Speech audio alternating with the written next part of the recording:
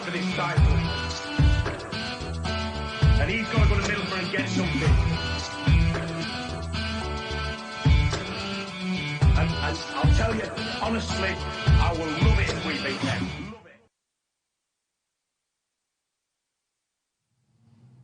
Yes, everyone, welcome to another episode of The Warm Down. Today, joined by my mate Dave. We're going to be talking a little bit about the youth at United as they're seeing a little bit of a resurgence. You're going to have to get closer to that, Mike. But before we get stuck into that, we are brought to you by the top folks at The Athletic. As always, we are now going to be brought to you by The Athletic for the remainder of this season. So how cool is that? And you can get that special month's free trial and 50% off by using the link in the description, or you can just go straight to theathletic.co.uk/Howson, theathletic.co.uk/Howson. And without being any weirdness about this, The Athletic is genuinely good. I'd already signed up to it before they came and sponsored. They've got Andy Mitten on there. They've got Crafton on there. They've got DT on there. They've now got, not him, the good one. They've now got Ollie Kay's in there. You've got Laurie Whitwell. Basically, they went in. They came into the UK and they went, who is the best writers that are out there? And then they signed them. And that's what it did. Sounds good, that. It's not a bad tactic, is it? And people that work for the Sun are absolutely fucking fuming, which is never a bad thing. So, go and check out The Athletic. Link is in the description. Dave, it's an exciting time to be someone who follows the academy closely, but also just as a fan of the first team, innit? Yeah, it's all around with United at the moment. It's just, we've got a young first team, so that means the reserves are young, and the 18s are even younger now. You know, you see 18-year-olds playing for the under-18s, now you're playing 15, 16-year-olds, which is mad to see, really. And, you know, to see him actually performing well, it's just a really good thing to do, seriously. It's also a great recruitment tool when you eventually start looking to bring in academy players, isn't it? Because if you've got this culture of bringing through young players, it's easier to attract young players. Like, I bet so many people were sold the dream when Guardiola went to City about, Guardiola, this, that, and the other. And I know one young man that used to play at United who went there thinking I'd probably get more of a chance of breaking through there. I don't know if he'd be first team at United now, but I think he'd be a lot closer to first team if he was at United now. Yeah, well, I think the challenge is better at United because the idea is actually to try and get in that first team. It's not all about playing well, winning a trophy at the youth level and then flogging them on. It's all about trying to get to that level. So even if they do not make it, there's going to be there or thereabouts. So teams are always going to be interested in them. See, that's a really interesting point that you just made there about not about winning stuff at youth level, because I see this brought up all the time. Chelsea's youth team's the best youth team because they win stuff. City's youth team's the best youth team because they win stuff. Now, I'm sure you got your own opinion on this, but like, what happens at those two clubs is they have 30, 40 people per squad. And they'll loan 10 out, but still have 25, 30 people in that squad, which is still a squad capable of doing stuff. United have consistently loaned out or promoted our best ones. So what usually gets left around playing under 23s is either extremely young players who are miles away from the first team, or those who probably aren't going to be good enough for the first team, full stop. So we don't have our prospects in there. We never had like Ruben Loftus-Cheek and Hudson-Odoi playing regular at that level, did we, like Chelsea have had? No, not at all. I mean, you look at someone, I know he's not playing well at the moment, but someone like Jesse Lingard, you know, he struggled a bit in the 18s, but finally got there, did all right in the reserves, but he was loaned out a few times. And I think that's what does it for some players sometimes, having that loan system when you get to a certain age. I mean, talking of Chelsea, if you look at someone like Reece James, he was at loan at Wigan last season and just blew the championship away from, you know, a defending position, but was player. I think he got player of the season at Wigan. So you can see players doing it that way, but you always got, you know, the players when you see them if they're good enough for it. It's not all about being at a club and, like I say, winning things. You know, you can win things, but you know that maybe one of them will make it. But you can not win something and say 3 or 4, 5 of them can make it. Yeah, because like if you've got a team with great defenders in it, some phenomenal midfielders, but didn't have a striker, which is a problem United have had for a few years at the underage levels, because the strikers have all been getting promoted very quickly or loaned out immediately. Hence why Scott McTominay played at striker for the longest time in the 23s, isn't it? Or 21s it might have been at the time. Yeah, and he didn't get that many goals, really. He was shit. And, if we want to be technical, he was shit. Yeah, he was one of the biggest surprises for me. For now, I think he's one of our better players. I don't think he's, you know, naturally one of the best players, but he's playing out one of the best players. I never thought he'd make it. When he got into that team, I just thought he's just a big lump now. Because he never used to be like that. He used to be tiny. He got big and then I mean, there was Matty Willock who was ahead of him. Yeah, Matty Willock was absolutely ahead of him, and Matty Willock's now playing. Is it Crawley? I think. I'm not too sure where he is now. Is it Crawley or Gillingham? Somewhere around there. So, it's a bit of a surprise that Scott's not just in and around Manchester United's first team, but he's also probably putting in 7 and 8 out of 10 performances in the United's first team. At the moment, he'd be one of the first names down. At the moment, you can always rely on him. Even when he's having a bad game, he still puts himself about, and he wins the ball, and not many players do that for United. Defensively, I think he's had a great season. I think with the ball, there's still question marks on him, but defensively, almost flawless, actually. Yeah. Yeah. I mean, he's banging in goals as well, which is crazy, really. I think the last goal I saw him for the 23s or 21s, as it was, I think away at Sunderland he scored, and I remember at the time thinking, God, he's not scored in ages. Good to see him score, but now he's first team. What's he got now? 4 or 5 goals or something? Yeah, he's scoring goals. Yeah, I'm seeing people pulling up comparisons with how many McTominay scored to like Pepe and stuff, which is always a good giggle. There's an article in the Athletic this week that's worth having a look at. Let me just quickly pull it up, and I think it's from Adam Crafton actually, which is talking about how loans used to be more of a thing where players were just sort of get out there, out of sight, out of mind, and now they might actually be technically being used as a real part of progression. Like you mentioned, Reece James has gone and smashed it. Axel's had a good loan for us. There's not that many that have done brilliantly on loans with us lately. I think Axel's one of our success stories.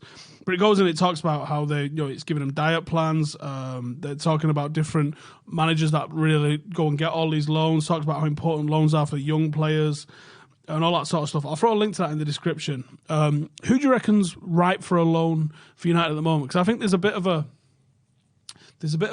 tier and a bit of a separation between those that we think are probably going to get debuts this season, and I would say Levitt and Laird are probably at the front of that queue. I think Garner's one that we want to see more minutes from. Gomez is one that we see more minutes on, but there's obviously the contract situation with him. Who do you think, either out of that crew or those just below him, should be looking to go on loan? You just mentioned him, really, Gomez for me. Because the problem is, at the moment, he's not getting into that first team. It's not happening at the moment for him. There's maybe reasons there, maybe not, but it's not happening. The problem is with the under-23 league, and it's the under-21 league before it used to be the reserve league, and used to get first teamers playing in it, and it was more competitive. Now you're seeing, I went to Middlesbrough away recently with the 23s, and I don't think we had a player over the age of 20. And we had a 16-year-old come on, and so you're not playing against Mejbri. Maybe we'll touch on Mejbri a little bit later on individually. But you're playing basically the same people you're playing against when you're in the under-18s, and you're not really progressing. But you look at Axel; he went out on loan to Aston Villa, and he's playing against proper teams each week in, week out. People who fight. Also, a team that's at the top of the table, which helps, or in and around the top of the table. But you're playing against people who are fighting for points. There might be people fighting against relegation, or even in the cup. Championships are probably one of the most competitive leagues in sport, isn't it? But I do think something like League Two or League One's better than the under-23 league, because if you lose, obviously it's disappointing at the time, but it doesn't mean anything. I genuinely think the conference would be better than 23s, because I find the 23s is so vanilla. Like, it's so nice. There's no edge to any of the games, apart from Liverpool and City. None of the games have got edge. But if you sent out a young lad and I can't think off the top of my head any of the local teams that are in the conference, actually. Everyone's either just popped into League Two or dropped out of it altogether, haven't they? I think Altrincham are still there, aren't they? Alty, they're doing all right in the Cup, actually, this year. We've got an ex-United player, Charlie Scott's there. Yeah, okay, that's not a bad example then. So if you said, okay, go to the conference is a bit like the Championship. There's a bit of a bottleneck of talent there, because there's probably a massive crossover at the lower level of League Two and like the top half of the conference. People fighting to get into the Football League. If you sent a young lad out, or a couple of young lads out that you was like, do you know what, probably not going to make it as Premier League players, but they could have a real good career, not just in the conference. They'll probably end up in the Championship, because you always drop and come up again, don't you? The likes of Roshan and Sean Goss and that are now at Shrewsbury doing bits, and they had Tyrese Campbell there last season. Someone's got their finger on the pulse in the recruitment side of things at Shrewsbury. But if some of them teams down there, conference, I know a player probably thinks ego-wise, I don't want to go to the conference. I think that's what it is, though, with players. I don't think that. I think they're probably afraid of it. Also be wages as well. Of course, they think they're in a Premier League academy, one of the best Premier League academies. And if you start dropping down the leagues, you might be forgotten about, and that by the end of your career. But if you stick around, you might get an opportunity with someone else. Yeah, I spoke to some of the lads that went and dropped down at Shrewsbury and stuff like that, and I said, like, I can't really reveal the full conversation. I think we've spoke about it off air, haven't we? But they're fully certain that they'll probably end up back at United. They're fully certain that they'll play in the national team after being at Shrewsbury, and evidence suggests they're not wrong in terms of, like, it might not happen for them, but that pathway. If you looked at the World Cup squad, I think it's only Sterling and Rashford that hadn't been at a top club. Let's have a look, actually, while we're on it. I'll Google the World Cup squad for England last year. But you've got the likes of, Joe Hart had dropped out through, and he kept Shrewsbury himself, of course, wasn't it? Jamie Vardy, who famously played at Stockton. In fact, speaking of which, there's a lad got in touch who said he played in Jamie Vardy's team that wants to come and play for Stretford Paddock FC. So if you're interested in playing for Paddock, we've got over 50 people have applied for it to come and play in the team actually already. We're going to do things very different to what you've probably seen on YouTube already. And we're hoping to enter the proper professional pyramid, so we're not fucking around. Well, there's a famous thing about the last World Cup squad where you had Harry Kane, who there was one game where he was on the bench at Leicester with Jamie Vardy and Jesse Lingard on the bench, and all three of them were starting in a World Cup game. Yeah, and that was in the Championship. Yeah, and so people are afraid to go out on loan, but it does work out. You can go on loan, even if it doesn't go that well on the loan. If you come back and you still do it, it's all about the experience of going there. And you got to remember, at United, it's all rosy, isn't it? About you catered for everything. I think it's too easy. I think so as well. And when you go out on loan, you can see the reality of football. Let's have a look here. So I've just pulled up the squad. So there was Jordan Pickford, who's played at a lower level. So in terms of a lower level, it's not just that you've played at a lower level, but you've came through maybe a bottom half Premier League team or a Championship team. He came through Sunderland. Yeah. There's only, when I say only Rashford and Sterling have come through an elite Premier League academy and broke into the first team and stayed in that first team. Obviously, Sterling moved on, but you know what I mean? He got sold for 50 million. Yeah, exactly. Nick Pope, obviously, Burnley. Jack Butland, he was at Stoke, I think. Yeah, that's right, yeah. I think he was lower down before Stoke as well, actually. Really? I remember him at Stoke, but I can't remember before that. Trent, he's not. He's another one. I don't think he played. Gary Cahill famously played all over the show. Delph played all over the show. Phil Jones obviously come through Blackburn. Harry Maguire played everywhere. Danny Rose, I don't know if he's been. Where did he come from? I really couldn't tell you. No, Danny Rose could be another one, actually, looking at that. John Stones, Barnsley, Kieran Trippier. He come through Sheffield United? No, he was City originally. Was he Bury or something like that?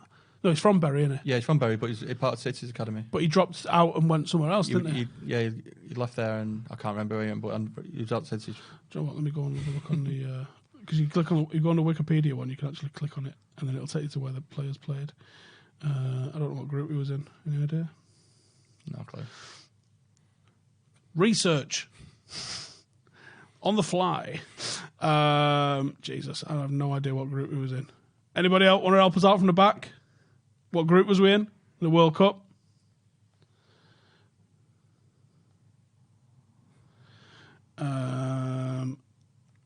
Anyway, the point fucking stands. People come through at the lowest. Obviously, there's tons of them. So I actually think that is a pathway. And Dele Alli, obviously. There's a famous thing about you've got to get minutes. I think between 18 and 21, you've got to go and find and establish a regular pattern of playing regular first-team football somewhere. I actually don't think it matters what level it is. The higher the level, the better. But I don't think it matters as much about the level it is as that you're playing. You can talk about someone like Tae Chung, where he's a naturally gifted player, he's got the speed, he can get past people. But when he's been doing it for the under-23s, it's not... He's gone nowhere with it, because it's just the same old. But if he went, for example, a year ago, if he went out on loan, would he be a different player breaking into our first team now? Yeah, Chong's a weird one because obviously the news has come out this week, hasn't it, that he sounds like he isn't going to stick around at United. And to be honest, I don't know many United fans that are upset about that, to be honest. The age he's at, the shit Rashford gets, there's like 18 months or something between the two of them, and you think Chong isn't on Rashford's level. No. So, we've got a lot of players coming through. Ramanazi's probably going to start really breathing down his neck very soon, and I think he's got a serious... I even think someone like Anthony Elanga, he's still young, but he's like doing bits in the 18s, and they've even played for the 23s now. Yeah, I'm not sure losing Chong is the worst thing. No, don't get me wrong. I'll be disappointed if he goes, but I'll get over it. I don't think he's going to do what Gomez could do. I think if Gomez goes, and my suspicion is that he will go, I think if Gomez goes, you've got a very real opportunity that's a Pogba situation, and I think Germany would be a great place for him. I think he's obviously mates with Jadon Sancho. He's seen what he's doing over there.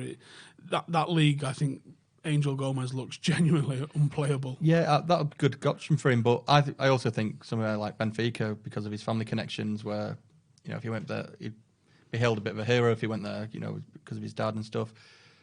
So that could be a good opportunity for him, because we've had players go over to Portugal. Can't think of the top of my head who went over there. Who went over to Benfica on loan? To Benfica? I don't know if he went to Benfica. We had Joel Pereira went out to Belenenses and Victoria. It'll come back to me in a minute, but he went out to Benfica. When? Probably 5 years ago or so. 5 years ago. Was it Angelo Enrique? No, it'll come back. It'll come back to me. I'm going to do my head in that now. Wasn't one of the Serbian lads? No, he'll come to me. But yeah, I think he could do well there, because the Portuguese league isn't too bad, and they're getting the Champions League, them teams, and that's good experience. Even if you don't get in the Champions League, you get in Europa League. I think that level of football is still a high level of football, especially at a club that's not a European elite club, which we're clearly not at the moment. But we still have the reputation of it. Like, teams still come to Old Trafford and treat it like a cup final. Of course they do. The players are taking selfies on the pitch, like, fucking playing at Old Trafford. Like, I think that still carries a lot of weight, whether or not what we're doing and how we're acting is a European elite club. I do think that we are still seen by everyone outside of England as an absolute massive fish that's probably going to get it right at some point soon. Of course. I hope you're fucking right. If Real Madrid dropped into 4th or 5th position, when you're playing, if you got them in the Europa League, you'd go, we're playing out the Bernabeu. It's going to be like that. There's going to be an absolute monster team drop in as well. You've got Barcelona, Inter, and Dortmund all in the same group, and Slavia Prague, like, fuck. Yeah. Who do we think is? We haven't even really mentioned it. Who do you think, like, out of this group that we've got now? Let's say Chong goes, Gomez. I agree. A loan for him would be good, but who out of the ones that we think are kicking around? Dylan Levitt? I think Levitt and Garner, for me, I've watched them. I think they were 14 the first time I watched them both, and they've always been that midfield partnership, and they've both been brilliant playing together. And I think when Dylan might be getting his debut tonight, actually. This goes out Tuesday, isn't it? So yeah, he's hopefully getting a shirt for Cardiff. Actually, it was on my time hop for today. It was a year ago today. We went to Bangor to go watch him. No way. Yeah. Dylan Levitt fan club ultras. Dylan Levitt ultras. But yeah, and I think Dylan struggled a bit when Jimmy got moved up to the 23s, and he had to find his feet again. Playing with different, like someone like Ethan Galbraith and other players around him. But he found his feet again, and then when they got back together again, they were even better together because of what Dylan learned without him. And they just, for me, they were a complete partnership. Where does he go? If you're in charge of Dylan's career, where does he go? I'd loan him. I reckon he could easily do it in a Championship club. I think somewhere like a Watford.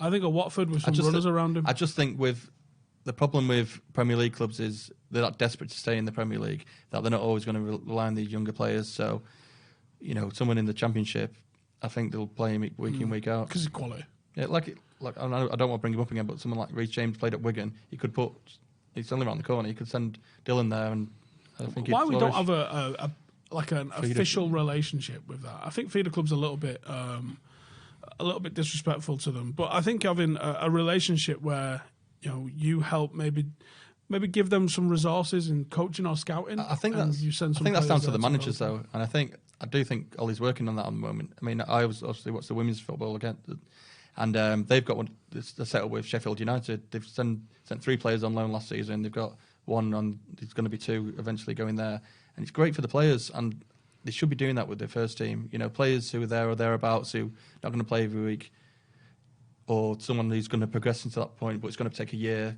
A loan would be brilliant. And if you can get them at the same club, so there's 2 or 3 of them there, it's just going to be even better. You're travelling over there. I believe I think it was Cleverley. When Cleverley was there, was there someone else there as well at the same time?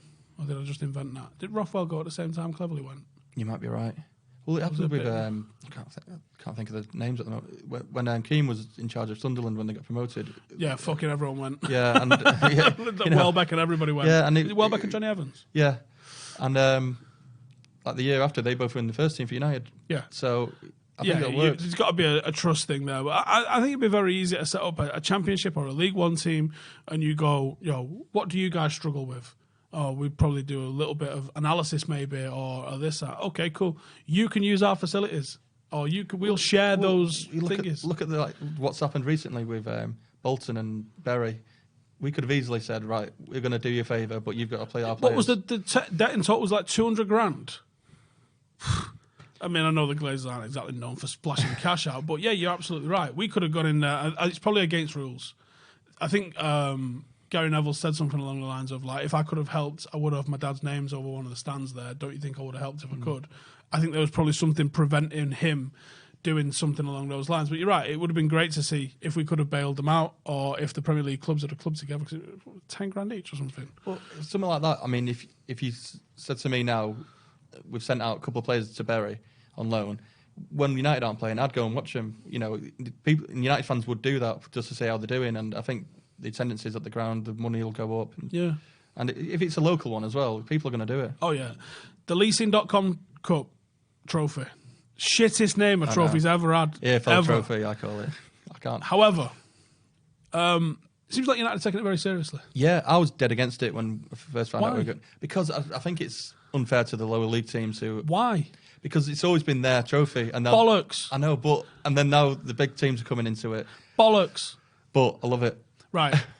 The arguments that I saw against it was, you're taking an opportunity to go to Wembley off us. Well, no, you're not, because I think the last couple of years it's been, since the under-23s have entered it, it's been lower league teams. No Premier League teams got to the final. And the attendances in this are well shit. Now, United are actually, because it's United, and we always do, and there's a lot of people want to watch United in this competition. I always felt United would bring a following if we entered this, any sort of competition around this level. And for me, I can only look at it from a Premier League club's perspective. I don't have a League Two club's perspective on this, because I'm not a League Two club fan. I am a Premier League team fan. And the same thing about developing players there. If United could play a 21s team in League Two that couldn't get promoted, say, I honestly think that wouldn't be bad for League Two. But I do know a few people who support League Two, and they'd spit in my face if I said that. Yeah. But I think this tournament's been brilliant for us. I mean, we're unbeaten in it at the moment. I mean, it's not been easy. Yeah. I think the first game against Rotherham, unfortunately, couldn't go to that one. But it had a great following. United end, apparently, it was rocking. Great game, we did well.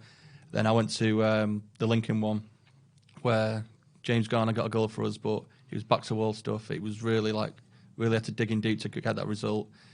And it was hard work for him, and they did it. And speaking to Ethan Galbraith afterwards, and he was saying, one of the toughest games he's ever played in, but he felt pride in winning it. A couple of the lads, and they said the difference in intensity to playing, which is the whole fucking point of what we're talking about here. The difference in intensity of playing what they're seeing as competitive fixtures against experienced professionals. Like, it was 30-odd-year-old, wasn't there? I think was it Gomez doing the dependent with one of them that was like 30, 35, some mad shit like that.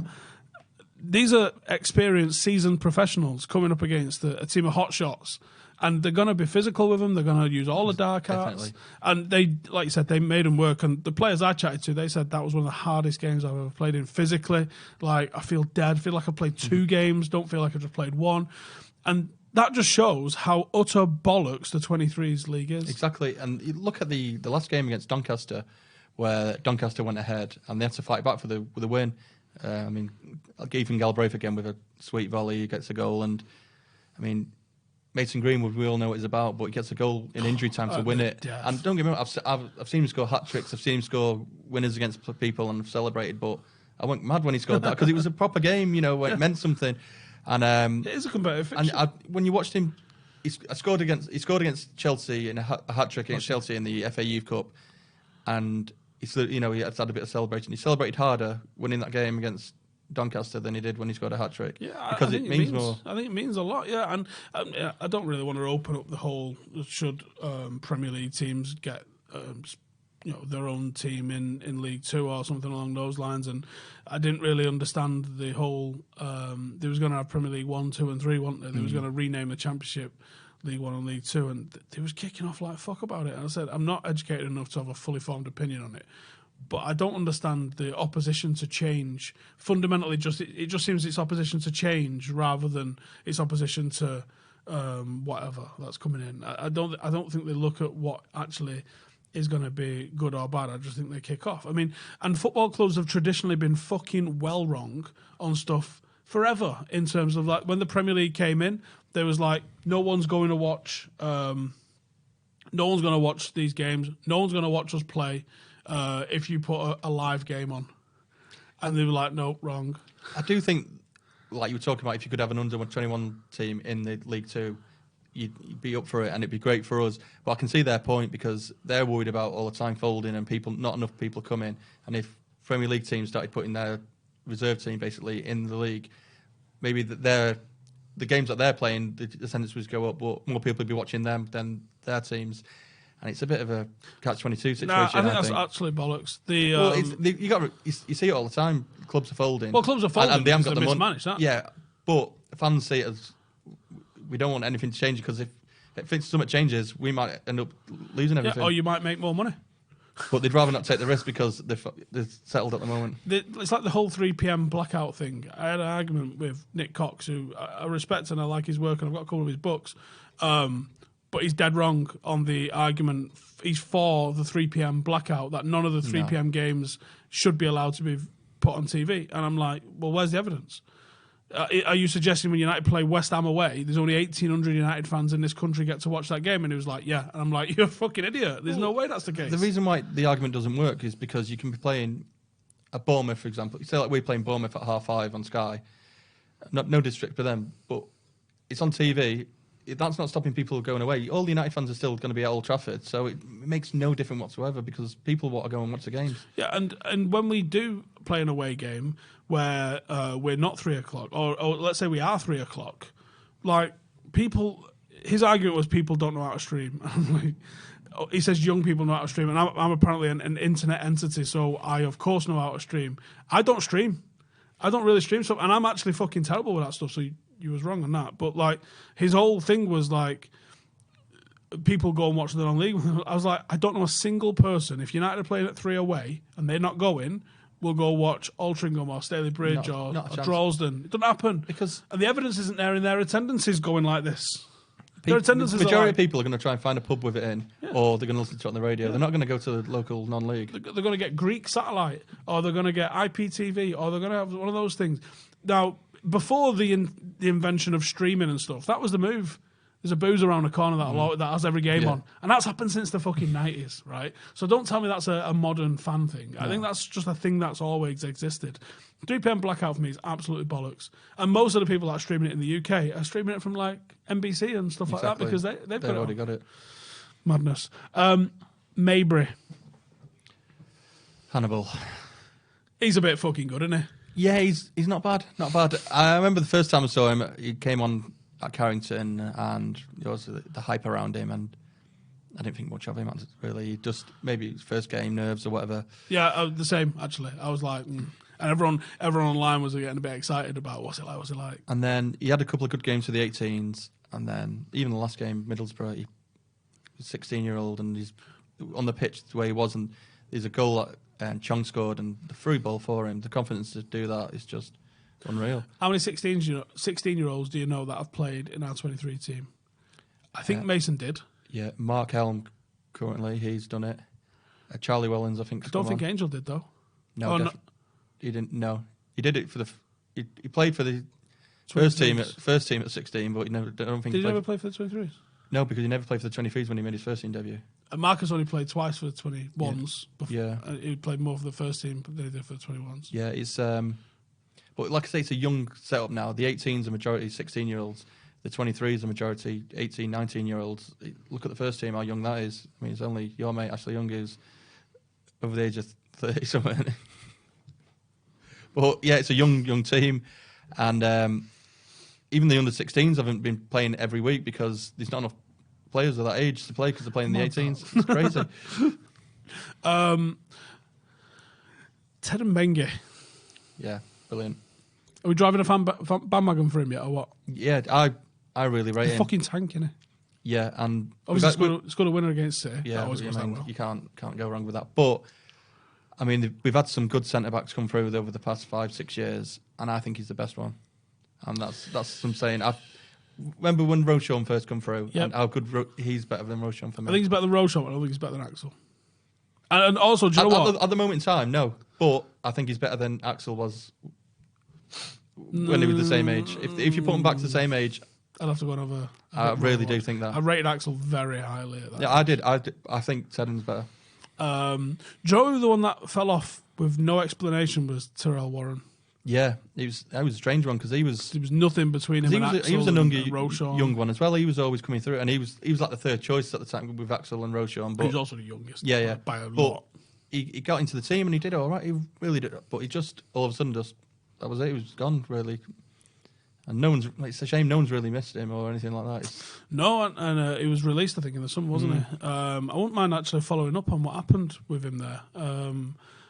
Someone remind me in the comments, and I'll go and do that because I won't mind finding out what happened there with him, whether it was his own choice or the club's. Because he was always a steady, good player. You couldn't argue with him. And attitude, very much in terms of you see the way Brandon is at the moment. Yeah, he had a bit of that factor about him, like he would fucking fight you. And there was one derby. I think the difference is that I think he would fight you. I think Brandon sometimes looks for a fight. You might be right. But there was one derby that I remember where he was pressing. He's a centre half. He was pressing from the front, and he won the ball back on the edge of City's box. I think did he win a penalty? I think he won a penalty, and I think Callum Griffin missed it. Yeah, over the back. Was that game? When I think we're 2-0 up, weren't we? And then he should have made it 3-0, and then they brought Sancho and Diaz on, and then it was 2-2. Yeah. Two great players then, to be fair. Not bad. Like, I'm pretty happy that they left City because both of those were outrageous. Brahim Diaz as well. The fact that he's not made his Manchester City debut is like criminal incompetence from somebody at City. How good was he? He was amazing. I mean, it was great sometimes when you saw the team sheet and he went on, but then you look at the bench and think, we might win the first half, but we're not going to win the second. Going back on Mejbri a second, 16 years of age, do you think Solskjaer might have the idea with the midfield crisis that we've got going on at the moment, or do you think, because he's different to Galbraith, and he's different to Levitt, and he's different to Garner, he's a bit more refined and a bit... I think he's gone for... Because I don't think Levitt's the same as Galbraith, I think every midfielder there, even Traore. Yeah, that's five different. They're all totally different type of players, and depending on what situation the game's going to be in, you can use and utilise each one of them differently. I mean, Galbraith, he doesn't score that often, but from outside the box, fucking Christ! I've never seen him score a bad goal. He scores. It's bangers only, mate. Bangers only. Ridiculous. Oh, was it the to win the league against City on the last game of the season a couple of years ago? Yeah, another one. Fuck's sake. Traore, powerhouse. What people thought Pogba was when he was younger, he's probably like that. He's pretty much the same build as Pogba at 17, 18, isn't he? He even got a goal recently away at Swansea where he just bustled into the box and just elbowed everyone off and just blasted it into the goal. Garner's, I think it's disrespectful saying this, but he's an old-fashioned midfielder where he just plays football. He's not trying to do tricks. He just plays simple, good football. But he's so good. I think he's got a Michael Carrick about him. Yeah, definitely. I think Dylan, he's box to box. He's like to tackle. He's got a shit outside to him. He's got a real Ander Herrera vibe about him. Yeah, but he's quite cute with. He'll kick you, but he'll smile at you while he does it. Mejbri or Hannibal, however you want to say it, he seems the most skillful out of them. On the ball, but. Like I say, he's only young. I've only seen a handful of times. I'd like to see what he's like in a year's time. If he's the same type of player or who he works with. Usually a big improvement in everybody. And that first year is definitely a learning curve for every player that we've ever seen come through. But we've seen it with like Tae Chong. He was immense when we first got him. He was somewhat out the blocks, but you're like, look at this kid. And I always think with him, if he didn't have that injury against Everton when they did him in, because he was out for it over a year, and what might have happened. But yeah, he was great, but like I say, it's all about especially as central midfielders, developing a partnership or partnerships with different players, and can you work with them? If he's just all about individuality and trying to do this and that, and it won't work out, will it? No. So what do you reckon? Do you think there's a debut outside of the two that we've mentioned? Laird and Levitt, I think, are the only ones that we could really put on. Oh, Garner's played on it. Yeah. Outside shot for Galbraith? Because I think so. I mean, real tenacity about him. He's made his Northern Ireland debut, first team debut. So he's played a couple of times, I think. I think just the once he's played. Yeah. Okay, Dylan's going to be on the bench on Tuesday or today. Tonight, as we put this out. Hopefully, we get an international debut there. And then, like Tedden, I know he's youth level, but he's been captain in England sides. It's I think we're so stacked at centre half that him and Deshaun Bernard as well probably going to get overlooked for debuts certainly this season, unless something crazy happens. Or I'll tell you another one who might be an outside shout is Pujmal. Arnaud Pujmal. He's not always consistently great, but when he is good, he is really good, and I think he could do a job against certain teams. He's different, isn't it? Because he's a winger. For me, that's his best position. But he's a wide midfielder. He's not that beat your midfielder. He came in as a central midfielder, played there and looked excellent. Then we had the right-back issue where Ethan got injured and he's moved into right-back. And I think that's the best thing that ever happened to him, because now he's a midfielder that knows his defensive roles as well. He used to be all about going forward. Now he'll do that and he'll defend. But he went forward, but he wouldn't chong you. He was like almost like a bit Beckhamish the way he played, and he would, and I mean Beckhamish in terms of good from a dead ball, great cross.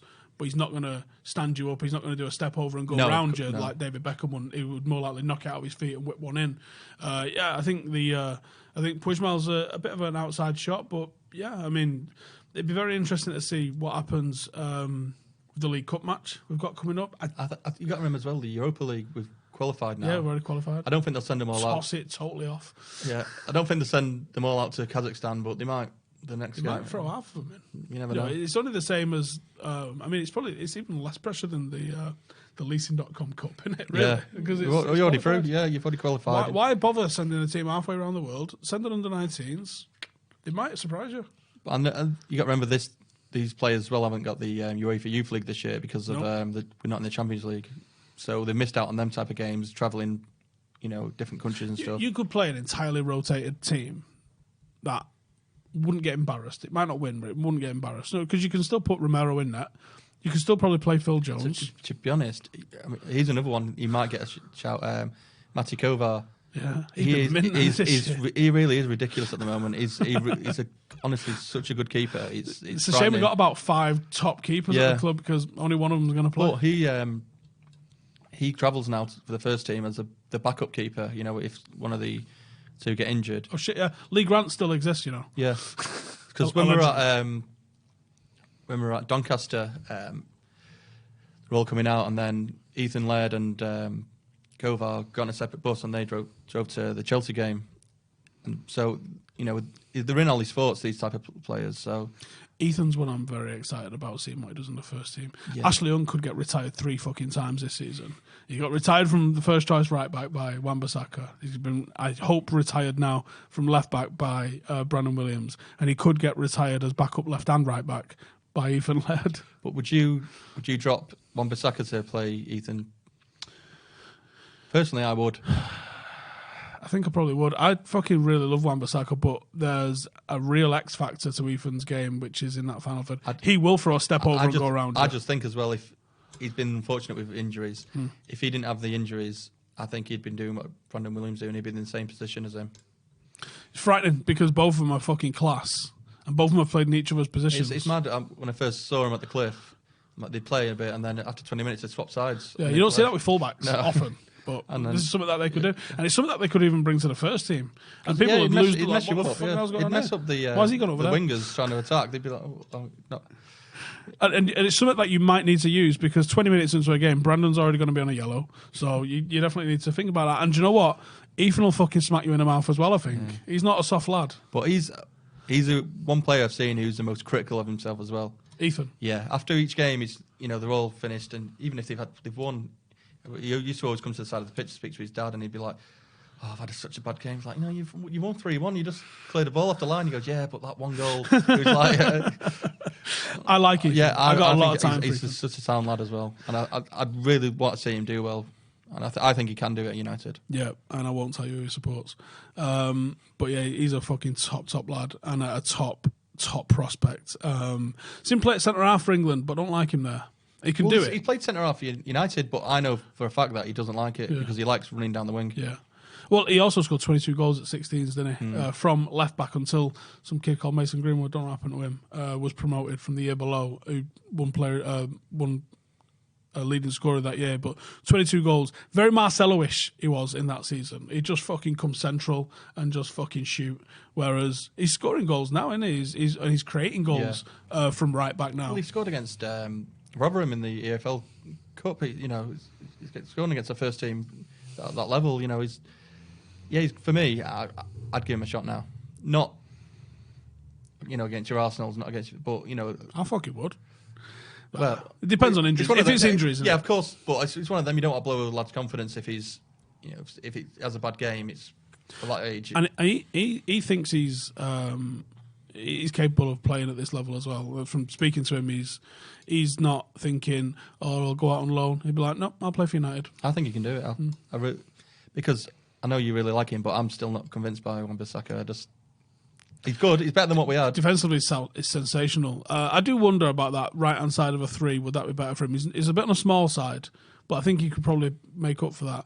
I think there's probably a good attacker still in his locker. But I think because we've not really had a lot of consistency as a right winger, and I think James could help this, I think that he looks exposed a little bit, or he doesn't quite know what to do, and he doesn't quite know how to link up with. I think if he forms a partnership, like Memphis and Shaw had on the left, if he's able to form a partnership with someone, because he's one-touch, neat stuff, his link-up plays there.